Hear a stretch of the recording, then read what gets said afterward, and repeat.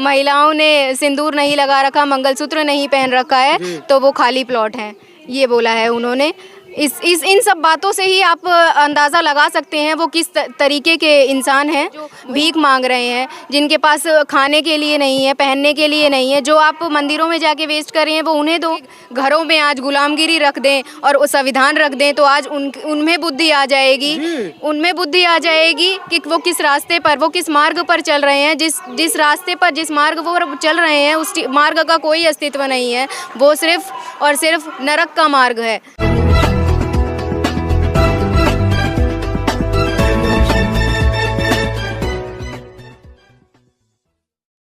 Madam कौन से वाली यादव है, ललई सिंह वाली यादव या श्री कृष्ण जी वाली यादव?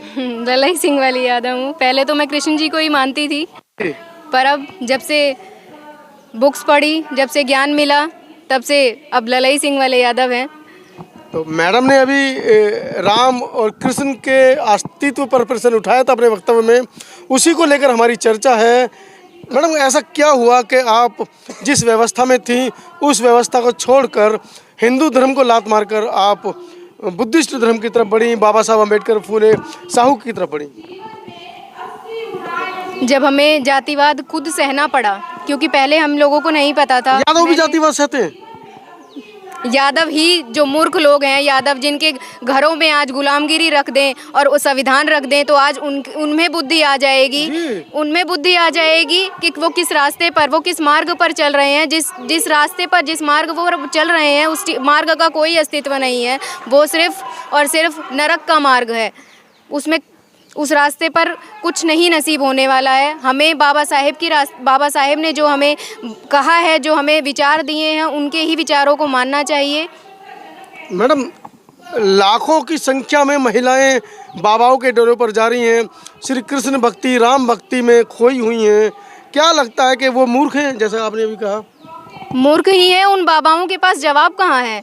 आजकल जो बाबा बागेश्वर हैं, उनसे जवाब जब कोई बच्चा उनके सामने पूछता है तो वो कहाँ जवाब दे पाते हैं।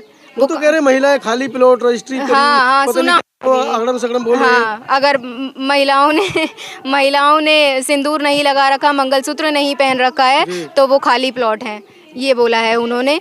इन सब बातों से ही आप अंदाज़ा लगा सकते हैं वो किस तरीके के इंसान हैं, वो किस रास्ते पर वो लेके जा रहे हैं, लोगों को दिखा रहे हैं, लोगों जो पाखंडवाद, जिनका जवाब ही नहीं है। वो यूं कह देते हैं कि कुछ भी ये करो तो इससे आपका भला होगा, गोबर लगा लो मुंह पे। हाँ, गोबर लगा लो मुंह पे, तो जो महिलाएं हैं उन्हें वस्त्र समेत नहाना चाहिए। ये उनकी कुछ बातें हैं जिनका कोई सर पैर की बातें नहीं है ये। मैडम आपको नहीं लगता दूध को शिवलिंग के ऊपर चढ़ा देते हैं और गाय के पेशाब को व्यक्तियों को पिला रहे हैं, मनुष्यों को पिला रहे हैं, वो भी दूध से डबल महंगा? क्या लगता है कि ये देश किस दिशा में जा रहा है? भाई बाबा रामदेव पेशाब को पैकेट में बेच रहे हैं ना, 50 रुपए 60 लीटर बेच रहे हैं, उतना ही रेट दूध का भी है। दूध जो कुपोषण के शिकार बच्चे हैं उनको दूध मिलना चाहिए। हजारों टन दूध रोज शिवलिंग पर चढ़ा दिया जाता है। हाँ, जो मंदिरों में आप लोग शिवलिंग पे दूध जो वेस्ट कर रहे हैं, अगर मंदिरों में दूध चढ़ाने से कुछ मिलता तो बाहर भिखारी क्यों बैठे रहते?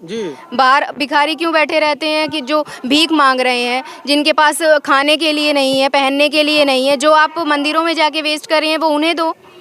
तो यादव नहीं, कोई बात नहीं। यादव समाज तो अपने आप को यदुवंशी मानता है, कृष्ण का अवतार, कृष्ण का वंशज मानता है। जबकि कृष्ण ग्वाले थे, ऐसा कहा जाता है वो क्षत्रिय थे। आपको बोलना पड़ेगा, तभी तो लोगों की आंखें खुलेंगी। जो लोग इस चीज से ग्रसित हैं, ब्राह्मणवाद से ग्रसित, वो कैसे आएंगे, निकलेंगे?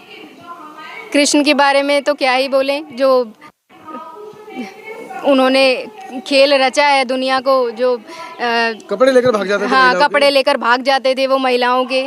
अब क्या ही बोला जाएगा उनके बारे में। अच्छा, आप कोई बात नहीं, यादव समाज से हैं, आपने इंटरकास्ट मैरिज की है और समाज को एक दिशा निर्देश भी किया है कि इस तरीके से हम लोग एक रोटी बेटी का रिश्ता स्थापित करेंगे आपस में, तो कहीं ना कहीं आगे भविष्य में चलकर आपस में जो प्रेम सौहार्द जो बनना चाहिए समाजों के बीच में वो बनेगा, उसके बारे में क्या कहना चाहेंगे? आपकी बेटी जो अगर आप खुद उसका रिश्ता करते हैं और वो परेशान रहती है, और अगर वो खुद रिश्ता अगर वो खुद कर लेती है शादी, वो चाहे किसी भी समाज से गए और वो सुखी है, संपन्न है, हर चीज़ से शिक्षित दीक्षित हो जाती है, तो आप लोगों को ये स्वीकार नहीं है। पर आप लोग अगर खुद उसका रिश्ता करते हैं अपने समाज में, अपने उसमें, और वो फिर भी परेशान रहती है, तो ये आप लोगों को मंजूर रहता है। लेकिन मैडम परिवारों को तो मणिपुर जैसी घटनाएं पसंद है। देखिए 200 से ज़्यादा लोग महिलाओं को निर्वस्त्र कर घुमा रहे हैं पूरे समाज में, और वो भी 4 मई की घटना है जो इतने दिनों बाद सामने आई है। उस चीज़ पे कोई वो नहीं है, वो भी एक वीडियो वायरल हो गई तो देश दुनिया को पता लग गया, नहीं तो पता ही नहीं लग पाता कि क्या हो रहा है, किन लोगों के साथ कितनी ज़्यादा दरिंदगी हो रही है, और हम यहाँ सुकून की सांस ले रहे हैं। क्योंकि जब महिला शिक्षित ही नहीं रहेगी, उसे ज्ञान ही नहीं रहेगा कि वो अपने आने वाले बच्चों को किस तरीके से पढ़ाए लिखाए, क्या करे, तो वो कुछ नहीं हो पाएगा। प्रधानमंत्री तो बोल रहे हैं बेटी पढ़ाओ और बेटी बचाओ। क्या योजना दी है उन्होंने बेटी पढ़ाने के लिए? वो इतनी महंगी शिक्षा कर दे रहे हैं, जो अच्छे करोड़पति लोग हैं, जिनकी जेब में पैसा है, वो ही पढ़ पाएगा बस। वो मणिपुर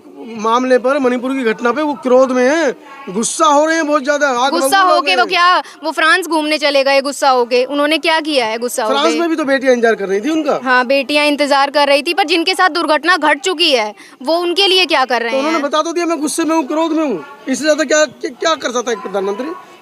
प्रधानमंत्री जो कर सकता है वो उसको अभी पता ही नहीं है। जो एसटी होके, जो राष्ट्रपति है देश का, जो SC ST होके भी कुछ नहीं कर पा रहे हैं, जो प्रथम नागरिक है इस देश का, वो कुछ नहीं कर पा रहे हैं।